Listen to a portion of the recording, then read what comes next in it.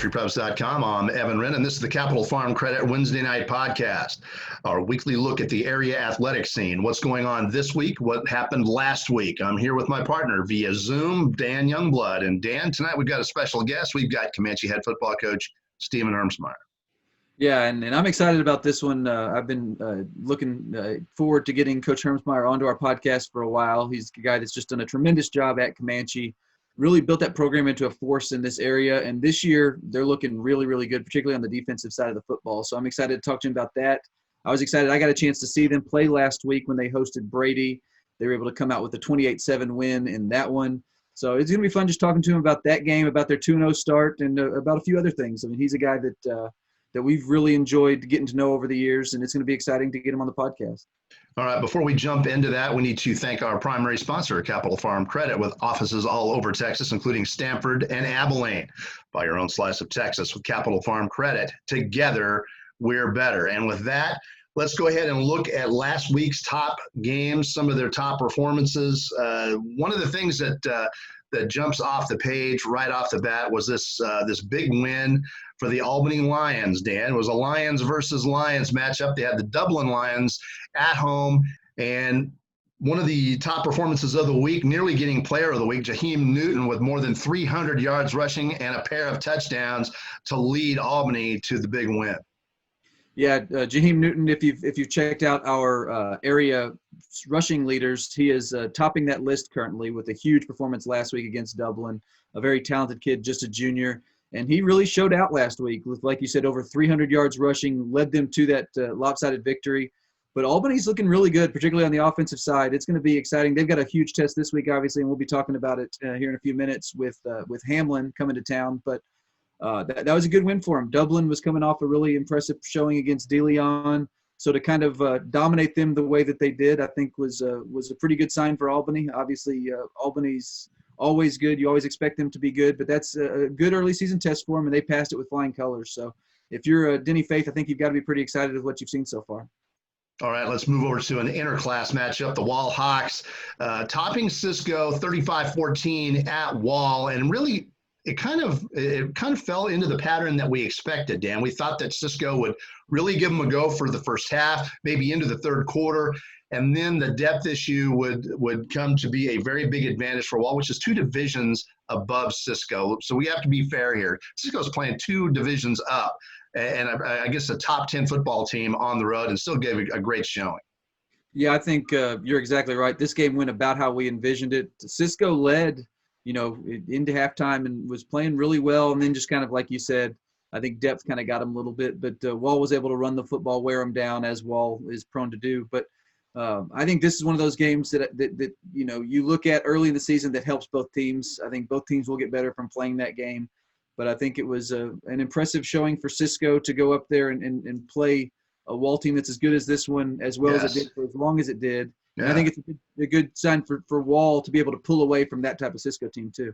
Absolutely. One thing that jumps off the stat sheet for Cisco, and this is going to bode well for them at the Class 2A D1 level, and this is because it's a great Wall defense. Wall's got an outstanding defense, as you know. Cisco rushed for 212 yards on only 31 carries against that Wall defense. That's going to bode very well for Cisco at their level. If they can run for 200 yards against Wall, they can run on just about anybody in Class 2A D1. And a lot. Yeah, and that's really the thing with this Cisco team. They're going to do really, really well in their classification, and that outcome won't change that at all. You're going to see a very tough Cisco team to stop here as they get closer to district. And with that, let's move on to a Class 3A matchup that you attended last week, Dan. Comanche with a 28-7 win over Brady, which we'll be going into with a little bit more detail when Coach Hermesmeyer is here. But nonetheless, a very good defensive performance yet again for Comanche. Yeah, and that score I think was a little misleading. In fact, I think it's a lot misleading in that that was a 13-7 game with 4 minutes remaining in the fourth quarter before Comanche was able to score a couple of late touchdowns and put the game away. But I think that you're right. The story of this game was the Comanche defense, which has just been outstanding all year long. They've allowed 7 points through their first 8 quarters of the season, and that came on one kind of a busted play defensively where Brady was able to bust a long run right out of halftime. But that's the only touchdown they've allowed all year long. And outside of that yardage that J.D. Ibarra, the Brady running back, was able to get, they really weren't able to do a whole lot offensively all night. They had a couple of opportunities, but Brady really kind of stymied them once they got into deep into their territory. And I think, for Comanche, if you look at what they've done so far this season defensively, you've got to be really, really happy and be really excited about the potential that gives them as they get closer to district. But and if you're Brady, I think you got to be pretty excited too to go to Comanche, play a really good physical team, and have an opportunity to win that. And Brady did. After scoring that touchdown to cut it to 13-7, they had another trip into the red zone where they had an opportunity to go ahead or tie it or even go ahead, and they weren't quite able to punch it in.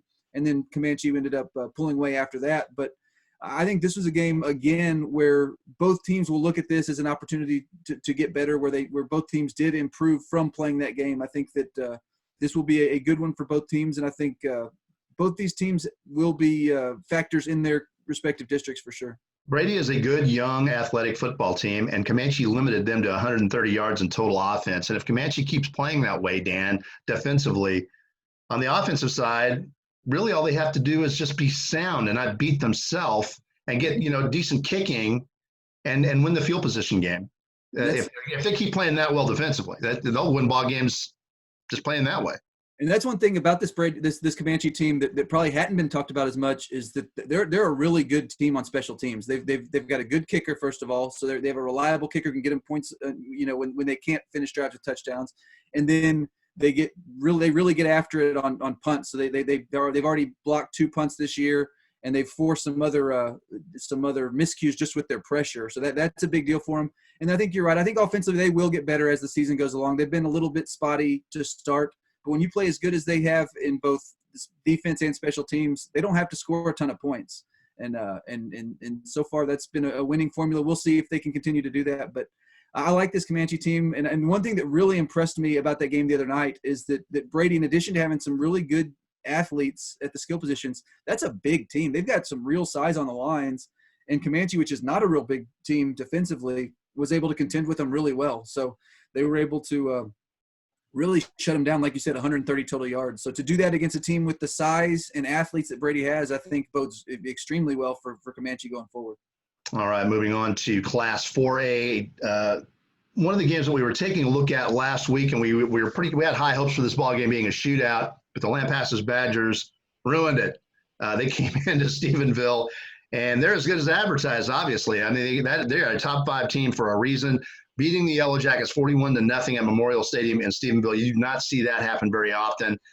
More than 500 yards in total offense for this Lampasas ball club that looks like a team that could get to Arlington. Yeah, I mean, obviously you're going to have to contend to get to that point with a La Vega and an Argyle and those types. But right now, I think Lampasas has put itself, in that conversation with the wins it had both against Brownwood and Stephenville, which I think these are both going to be really good teams. I think Brownwood and Stephenville are both going to have really nice seasons, and to really blow out both of them, I think tells you just the type of talent that this Lampasas squad has. You mentioned over 500 yards of offense against Stephenville, 350 on the ground.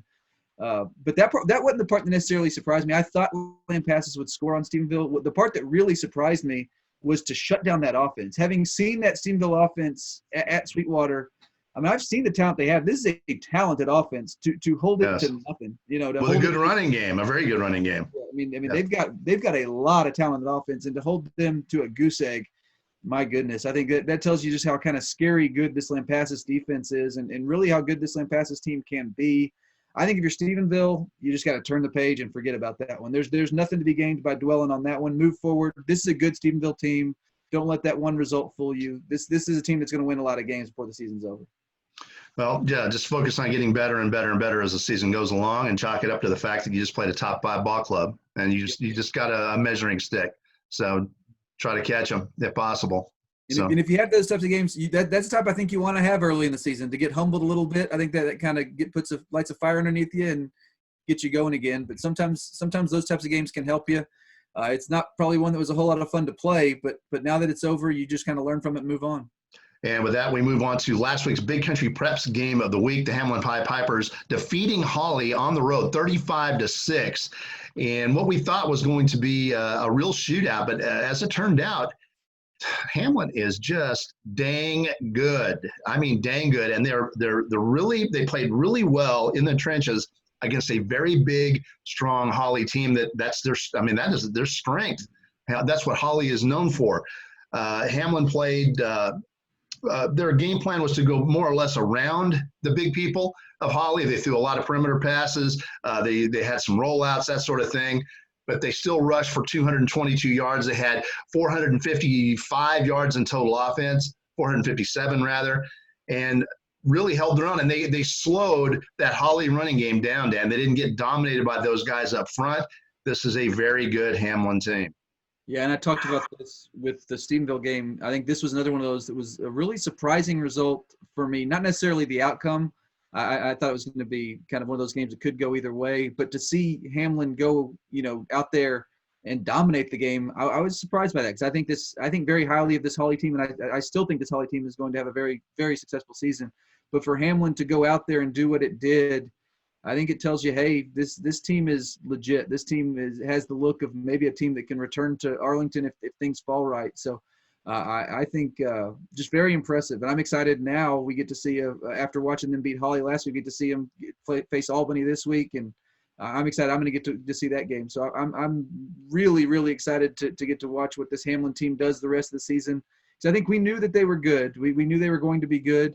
But with the pieces they lost from last year, a couple of really key guys, there were a couple areas you kind of wanted to wait and see how they were able to kind of, put the puzzle pieces together. And so far things are falling into place. And I think if you're Coach Russell Lucas and you're a Hamlin football fan, you got to be pretty excited about this bunch.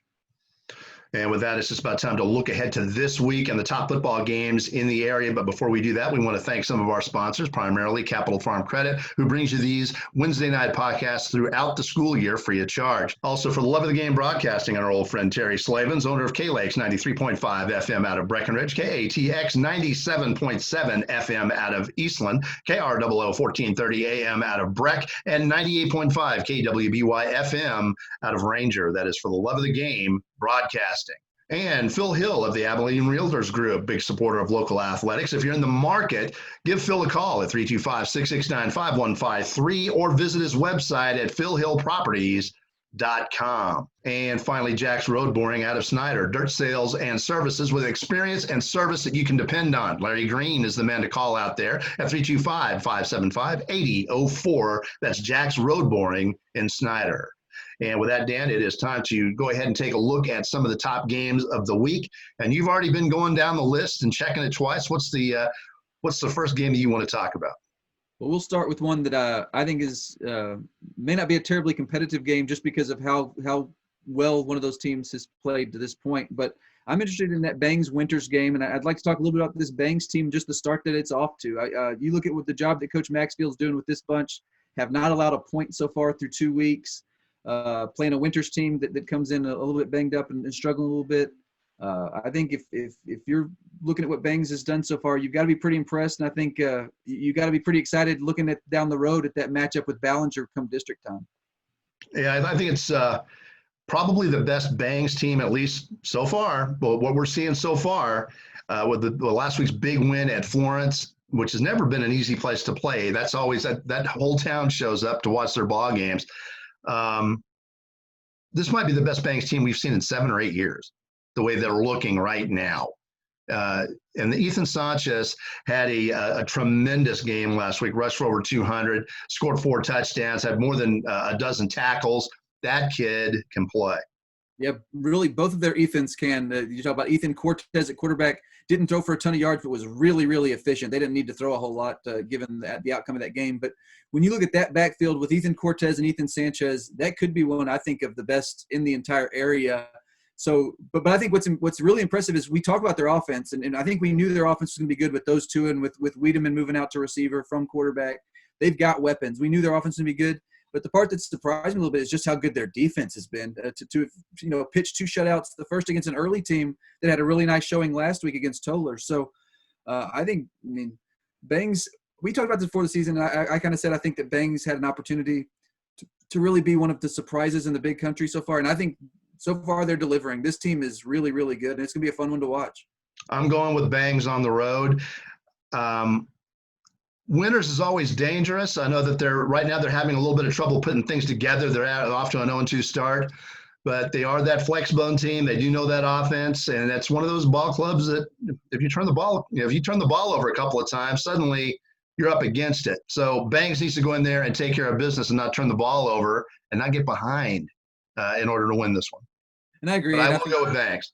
Yeah, I agree. I think that Bangs will win this one. I think Winters, as the season goes along, will be fine. They'll be a very competitive team come district time and have an opportunity to play for a playoff spot. Right now, I think Bangs is just a little too much for them, so I'm going with Bangs as well. I think that this offense, the way it's playing right now, it's just rolling, and then defensively they're playing just lights out. So I really like this Bangs team, and I think they're going to be 3-0 this time next week. And with that, we've got an interclass matchup. Class 2A Coleman will be playing host to Brady at Hufford Field in Coleman. Brady coming off a frustrating 28-7 loss at Comanche. Coleman coming off a frustrating 38-14 loss to Anson on their home field last week. Both clubs are going to be motivated. I'm looking for a good ball game. Yeah, I tend to think it will be as well. This Coleman team is markedly improved over what we've seen the last few years. They've got some weapons offensively, got some experience, and really are playing relatively well on both sides. They had a tough game last week, like you said, but this team I think will be fine. I do tend to think that Brady's probably got a little bit too much for him right now. This is a Brady team that, despite last week's result, having seen them in person now, I was pretty impressed. This is a talented group. They've got some weapons offensively. I think J.D. Ibarra is one of the tougher runners we've got in this area. He's a guy that you've really got to account for.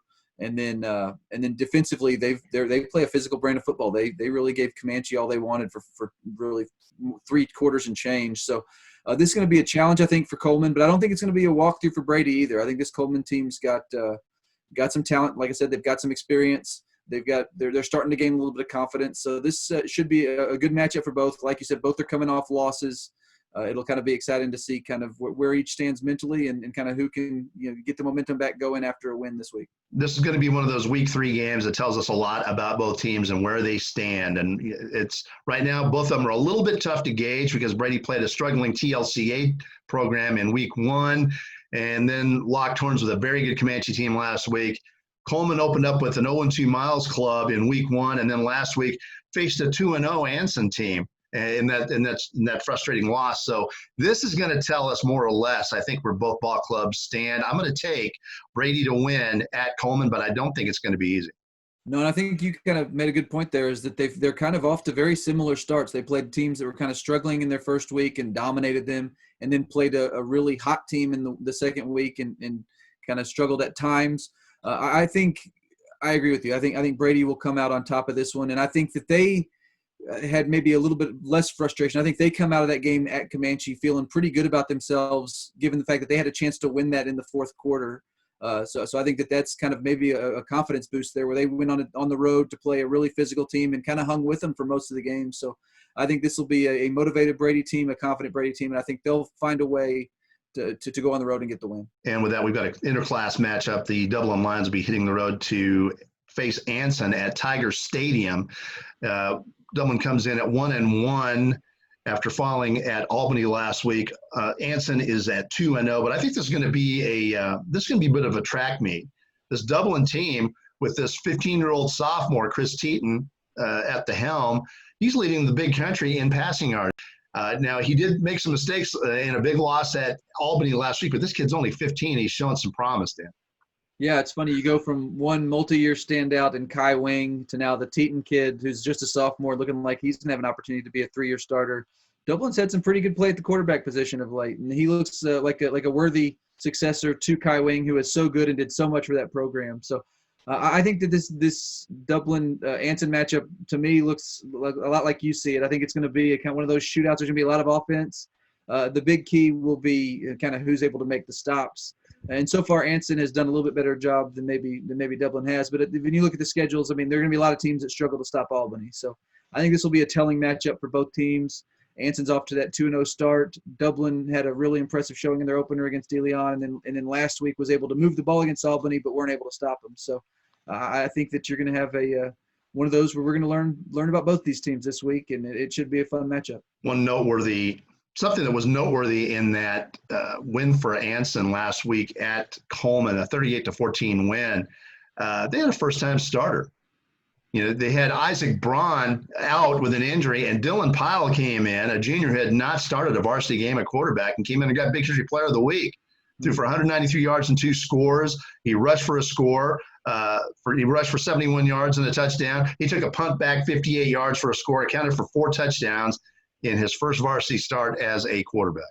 Yeah, and Pyle's one of those guys that he's been a playmaker for a little while as a receiver. So so he has that varsity experience, kind of has had success in the past. But, yeah, that's a big deal. I mean, moving over to the quarterback position, particularly when you haven't had a start there, I'm sure there were a lot of nerves. And to come out with the performance that he had, very impressive. And I think if you're Coach Hagler over there at Anson, you're pretty excited to have the options you have at the quarterback position now. You look at that position and you feel that's a really a large strength for him. So it'll be interesting to see what they do this week against Dublin. If they have to go with Pyle again, and if he has that type of start, you're feeling pretty confident about that position. All right, I'm going with Anson at home, but I think I think we're going to have another shootout here. I think this is going to be a high-scoring ball game and a fun one. Yeah, I agree. I think I'm going to go with Anson. Just do largely the job they've done defensively so far, but I do think that this is going to be the best offense that Anson has faced thus far in the young season. They're going to be challenged in ways maybe they weren't by Winters or Coleman. So it's going to be a good matchup, and I'm excited about this. I think there are going to be a lot of points scored. I think that Anson's just going to have a win by 1 score at home. And with that, Dan, we've got a quality Class 4A matchup. The China Spring Cougars are going to be going to Gordon Wood Stadium in Brownwood to take on the Lions. China Spring comes in at 2-0. Brownwood comes in at 1-1. This is a very good China Spring football team that blew out Fort Worth Benbrook in week 1 and then handled Lorena easily last week, 42-13. Brownwood coming off really an impressive win, a 35-15 win over Midland Greenwood. That's a program that we know is well coached and it's very solid. That's one of our top West Texas ball clubs. Brownwood stumbled out of the gate against Lampasas, losing 55-23. But who isn't stumbling against Lampasas these days? Yeah, and honestly, that game was I want to say it was about a 10-point game at half. So they played Lampasas really well for a half, and then kind of got pulled away from late. But I think that says a lot now. Looking at what we know about Lampasas, that says a lot about this Brownwood team. I think, and then last week says even more, having beaten a good Greenwood team by double digits. So I think this Brownwood team's playing really well, particularly on the defensive side of the football. And I think this is going to be an interesting matchup. Coach Brian Bell at China Spring always has strong, explosive offenses. That's been a good program over the years. His dad was previously the coach there. And so I think this is going to be a fun one. This is formerly a district matchup. These two were in a district together at the last alignment. So there's a lot of familiarity there. I think there's going to be as far as non-district matchups go, I think this is a pretty intriguing one. I think they're two quality teams. It should be a fun game. I'm having a hard time picking against a China Spring team that has scored 116 points in its first 2 ball games. I'm going with the Cougars. And I'm going to go the opposite way. I really like what I've seen from Brownwood really all year now. It's now, like I said, now that we know what we know about Lampasas, having seen what they did to Stephenville, you're talking about a legit top 3, top 5 team. To play with them for a half and then to go and beat Greenwood the way that they did. I think this Brownwood team has a lot of momentum going into this one. I like what they're doing really on both sides of the football. I think that playing at home will give them a little bit of an edge, and I'm going to give Brownwood just a slight edge to win this one. And with that, we move on to the Big Country Preps game of the week. We've got a 2-0 Hamlin football team going to Albany, taking on the Lions, who are also 2-0. This was our game of the week last year. It ended up being a blowout win for Hamlin. This time the venue switches to Robert Nail Stadium in Albany, and Albany is playing really well, Dan. They're coming off a big win over Dublin last week. I'm looking for a shootout. I think this ball club, I think they're actually better than they were last year, Albany. They could very well be better. I know they're better up front, and they're probably better equipped to take on this Hamlin team, which we know is stout up front. Yeah, I think you could be right. This Albany team's playing really well on both sides of the football right now. Barrett Beal's done a really nice job at the quarterback position, replacing Outstanding job. Yeah. Very good job. And obviously with Jaheim Newton at the running back position, they're running the ball like crazy. So this offense looks, this may be one of the more explosive offenses that Coach Denny Faith has had in a while, which is saying a lot because they've had some really good ones. So I think offensively they're playing at a really high level.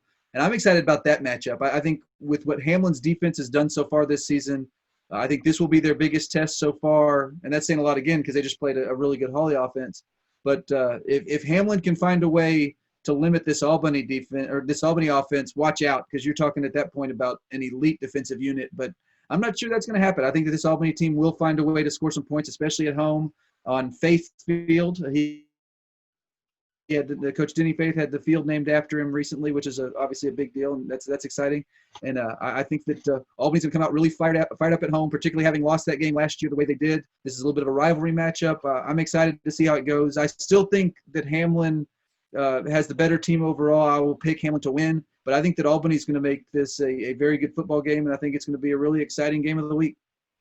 I think defense gives Hamlin the edge. We're talking about a ball club that's only given up 6 points thus far, and that's against a pretty decent Stanford team to open the season up, shutting them out 34-0, and then holding what we know as a powerful Holly football team to only 6 points last week. I think defense gives Hamlin the edge. If they go there and don't turn the ball over and take care of business, I think Hamlin has the winning edge here. But I think it'll be a good ball game. Yeah, I tend to agree, and I'm excited to see. You talked about this in conversations that we had after last week's game. I'm excited to get to see Braden Warner play. He's a guy that we've seen a lot over the years, having been in that position as long as he has. But I think that he's you're seeing a maturation process to where he's really become the leader of that offense and been a guy that can really make any throw, which is exciting to see. And I think that makes them a tough offense to stop. And then when you look what they're doing defensively, I think you've got to be really impressed. I'm excited to get to see this team, and I'm excited to get to see this type of test early in the season because Albany, I think, is the type of team that Hamlin would be facing in the third or fourth round of the playoffs. So to get that matchup here in week 3, it's a pretty exciting time, I think. And we do know this. Weird things can happen in this matchup, and they did 2 years ago when Hamlin went to Robert Nail Stadium as a prohibitive favorite and got beat. They got stunned. And actually fell again to Albany later on in the playoffs as a favorite. So there's no guarantees in this rivalry game, none. Yeah, and that's the thing. And this is a series that Albany has pretty well dominated over the years in the time that the two coaches have been there. Last year kind of flipped the script a little bit, so it's going to be fun to see how Albany responds to that. They've been kind of in control of this series, and last year kind of shifted it into Hamlin's favor. So I'm excited to see kind of just the way both teams respond to this matchup, how they come into it. I would expect both to be really focused. I would expect both to execute well. And I think it's going to be a really good early season matchup between two teams with deep playoff run capabilities. And with that, it's just about time to bring on Comanche head football coach Stephen Hermesmeyer, who will be joining us here shortly. Dan, the Comanche Indians are looking pretty darn good, 2-0 and playing great defense. They've only allowed 7 points, and much of that they're playing well defensively, but also that offense is a form of defense of theirs. Yeah, and I know that Coach Hermesmeyer has been a little disappointed just with the consistency. They've had trouble moving the ball at times and finishing drives at times, but that's an offense I think that over the years has proven itself as capable, and I think that this year will be no different. I think ultimately they'll find their stride offensively and start scoring points, which I think makes them a pretty scary team once that happens because defensively they're playing so well. Special teams, it's a really good team. If they get that offense clicking, this is going to be a scary good team too. And they're going to have some matchups that are going to kind of get to test just how good they are. They got Cisco coming up. That's going to be a fun one. And then in district, you talk about kind of Eastland and Dublin and Millsap and Jacksboro, some of those games. They're going to have a lot of fun matchups over the course of this season. And it's going to be fun to get to watch those. I think it's going to be fun to get to talk to Coach Hermesmeyer about this group too. I'm sure there are aspects about this team that he's really excited about. I'm sure there are aspects about this season that have been kind of unique. So it's going to be fun to get him on here. And joining us now, Comanche head football coach Stephen Hermesmeyer. Coach, thank you very much for joining us. Oh, yes, sir. It's always a pleasure to visit with you guys. Thanks for the invite. Off to a 2-0 start, playing great defense, sound offensively. Tell me a little bit just so far, what are the impressions of your ball club at this point? Well, really happy with being 2-0. Very happy just to get to play the game of football. I mean, so many coaches are, records are one thing, but just getting the opportunity to play right now and get out there on Friday nights with our kids and seeing our kids, perform, it's just been fun. So really happy with what we've seen defensively. We've struggled at times on offense. We've got some things to work on, but and our special teams has been pretty solid too. So happy with where we're at. Obviously, we've got a long ways to go. We just one day at a time, we're trying to get better.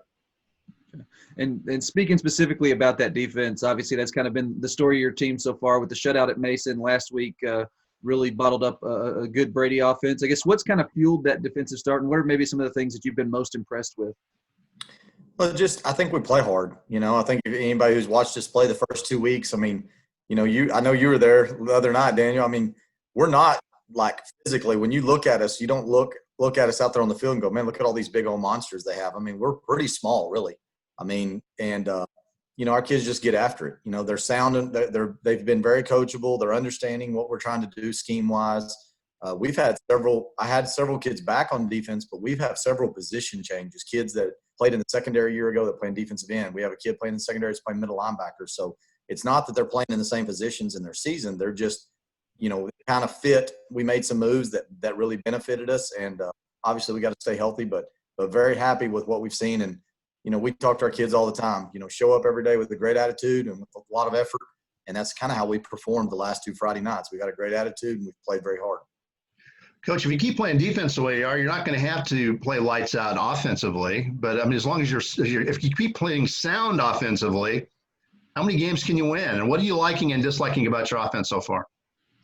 Well, obviously, my wife said it this weekend. She said, for all these years, Comanche's been known for running the football, and that's been our bread and butter. And right now, it's not like we have our bread and butter. We may not even have the bread or the butter. We're just kind of hitting and missing. But the one stat that I take away after 2 weeks that's given us the opportunity to be 2-0, and any football coach or offensive coach will tell you this, when you don't turn the ball over, even no matter how bad you are on offense, but when you don't turn the ball over, you give yourself a chance. And so far after 2 games, we've not turned the ball over except one time, and that was on an interception. But we haven't coughed the ball up as many times as we run it. And anytime we do that, we give ourselves a chance. We've also taken away, we've had 4 interceptions in 2 games, and I think that probably equals what we reached a year ago. So, takeaways are big. Field position's big. Our special teams have stepped up in a great way so far. We've had a block kick, 2 forced a shank, and had a bad snap that, we're trying to put pressure on people in our special teams and trying to block some kicks. So, so far it's worked out good for us. And Coach, just shifting gears a little bit to talk something about personal to you. Obviously, you're getting to coach Bryce this year. That's something you got to do with Bront before that. What's it like getting to coach your sons, particularly for their senior seasons, and how much fun is that for you? Oh, it's a lot of fun. I got to do, like you said, I got to do it with Bront, and it was different circumstances. We didn't have COVID-19, so things were a little different. Everything was guaranteed, and but it was similar from the standpoint of his junior year. He got cut short with an injury and didn't get to play a lot. So we're just taking it day by day. I mean, everybody, he since he was a little bitty guy, he's always been 100 miles an hour all over the place. He plays fearless. He is definitely the guy on our football team that kind of gets us going. He is explosive. He can, he's not the biggest frame guy in the world. He's not the fastest guy in the world, but he plays extremely hard and he plays with a lot of heart. And he's tough as nails. So we use him, move him all over the field. He's done a great job in all 3 phases for us. So, but it's really special to get to coach him and his teammates. Anytime you have a kid in the program, I've learned this with the older kid. It's not anybody's fault, but you get so close to their friends because those kids the same age as him. My senior class, those kids have all been playing since 7th grade. So when your kids hang out with on the weekends and not during football season time, in the summers and the springs, you just develop a better bond with a lot of those kids. So this senior class is really, really impressive. And they mean a lot to me and to all of our coaches. Coach, looking around the big country, what are your impressions thus far? As you look around, are you seeing what you expected, or are there some surprises for you? Well, there's always it's just hard. This year is hard to gauge, I think. You just don't know what people are going through. You don't know if they've got kids out with COVID. You don't know if they've missed a game. People were short of scrimmage. But, obviously some of the top, you look over there, like I look at people. I don't really look at a lot of people. I look at people that we're going to play down the road. I know Eastland, when it's all said and done, is going to be really good. I know that we're going to play a tough Cisco Lobo team here in a few weeks, and they're really good. This team we're playing this week, the early Longhorns, Coach Price done a great job with those guys. I mean, they look pretty solid on film, so there's lots of teams that, Jacksboro, I look at our district, Millsap's cruising over there. Coach Johnson at Millsap's done a great job with those guys, and they're rocking and rolling at 2-0. And I'm really looking at their schedule. he thinks that I haven't been watching him, but there's one of those teams in our district that scared the heck out of me just because they had some kids on their JV that were really good last year, and I did a great job as a coach. Coach, it's hard to get on Comanche's campus without noticing that brand new dome facility, your special event center. I know you guys are really excited about that. Tell us about this. Well, we've had the same gym. I think our high school was built in the 70s, and that's the same high school gym that's been there the whole time. It's not very big. So our school board decided a few years ago we didn't have to have a bond. They went ahead, had some money saved up, and so they're paying for it, without having to do a bond and raise the tax rate, all that stuff. And it's going to seat about anywhere between 12 and 1,300. It's going to be it's a special event center. We're going to host a lot of things in it, but it's mainly going to be our volleyball and basketball game facility. Hopefully we're doing it upright. We're going to make sure that we've got good scoreboards. We're going to have video boards. All the sideline tables are video. So we're going to have it dolled up really nice to where, we're sitting in a great location between the Metroplex and out west where we're hoping to get some of these bigger schools that want to play a playoff volleyball game or playoff basketball game and be able to host those types of things, as well as just simple things that we have in our community we have a huge Veterans Day program at the high school that we like to have where we could get our entire district in there. Graduation, we're having to have it on the field right now. We have to always worry about weather. So there's just a lot of things that are going to be, it's going to be used for. It's going to be a great facility, not just for our school, but for our community. Yeah, it sounds as though it's not just an investment that's going to benefit your school, but it's going to bring a lot of people in for your local businesses and, pump your economy up a little bit. Yeah. And more importantly, just, we have a high school gym, a junior high gym, and an elementary gym. So we only have 3 gyms. And when you get into basketball and volleyball season, it's tough getting gym space, to have practices. You're kind of having to share and maneuver. So it just gives us another opportunity to have some places to practice and give us a little bit of wiggle room on that kind of stuff. And Coach, you touched on kind of the unique nature of this season, and obviously with COVID and everything else, it's been kind of a different year. But how much have you seen just from the community in terms of enthusiasm, just to have football to watch and to have kind of a team to rally around? How good has this been for the Comanche community? Well, I think it's always great in any small town. Everybody rallies around their school district, around their sports teams. Just getting to go. I mean, the biggest hassle has been probably at first I thought it was going to be handling the practices and getting the water, but I found out the ticketing for games is definitely ranking number 1 on the list for all ADs right now with capacity limits. And we've went to an online ticketing system, and anytime you change, it just takes some time to get the kinks worked out of it. But no, it's a special season. It's a unique season. I think all small towns, including Comanche, I know our parents and our kids are excited about it, from our band parents to cheerleaders to just people in town, having the Indians out there getting to play. And, biggest part of this week is we get to fire those junior high guys up, man.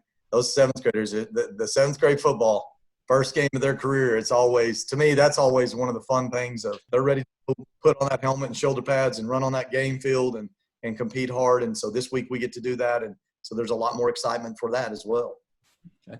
And now talking specifically about you and your team along those same lines, you mentioned this when I talked to you the other day, how it is a unique season that maybe kind of the approach changes a little bit and that you're just trying to get through the season and get to continue to play and get the opportunity for these kids to get on the field.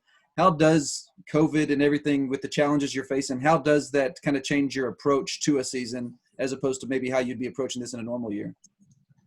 Well, I think for me, I think it's more of enjoy the moment, enjoy each day, enjoy the day of practice, enjoy the 1 week you're basically or hopefully guaranteed that you get to play that week.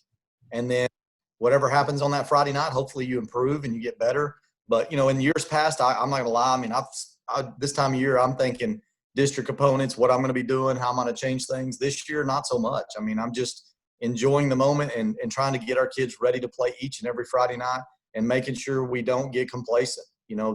Complacency is the killer of all of us at times. If you get complacent, you forget about the little things that got you to this point. So far, we've been very lucky on not having many cases. We've been doing strength conditioning. We've been wearing masks. we look stupid. It's hot. It's uncomfortable. But, I get used to it. It's just one of those things. And I feel like as our coaching staff, we just got to make sure we keep hammering home the fact that, we don't like it. We can't just think, okay, hey, we haven't got COVID-19. Everybody's doing good. We can go back to normal. We can't do that. It's not going to work. in order if we're going to continue doing that. I've been really proud of our community and our parents. We kind of put that not an ultimatum, but we strongly suggested, hey, for the benefit of our kids, please wear your mask to the games and keep them on. And last Friday night, our parents and our community did an unbelievable job on the home side of, because they realize it's important to our kids, and they understand the importance of, hey, if we don't like this, but if we do it, it's giving our kids a chance to keep playing. And so really happy with what I saw from our community and the support that we're getting there. And just, like I said, we're just taking it day by day and enjoying every minute of it. And, as much as, back in June, if you'd have told me, hey, you're only going to get 2 games, would you be good with it? I would have said, heck yeah, I'll take 2 games right now. So just enjoying every bit of it. Coach, thank you so much for joining us. We'll be keeping an eye on you as always throughout the season. Best of luck to you. Thank you, guys. Thanks for all you do for the big country schools, man. You guys are awesome. And that was Comanche head football coach Stephen Hermesmeyer, one of the genuinely good guys in the big country. Both you and I like him a great deal.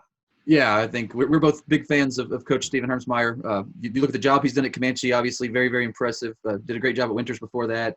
And more than that, he's just, in addition to being a great football coach, he's a really good guy. He builds programs the right way. I've got nothing but good things to say about him. I really enjoyed getting him on the podcast, and I'm glad we were able to do that. And with that, it's just about time to wrap up the Capital Farm Credit Wednesday Night Podcast. But before we do that, we want to remind you that we have 3 separate subscription packages here at BigCountryPreps.com. We've got a monthly for $5 a month. We've got a semi-annual 6-month subscription where we knocked that price down to $4 a month. And then we've got an annual subscription, $3 a month, $36 for a full year of Big Country High School athletic coverage. We'd also like to remind you that if you see a photo you like in any one of our galleries, it is available for purchase for just $7. You can click on that small shopping cart icon to the bottom right, follow the prompt, and purchase as many of those as you'd like. But if you've scrolled around the site, you've probably noticed that we take a lot of pictures here.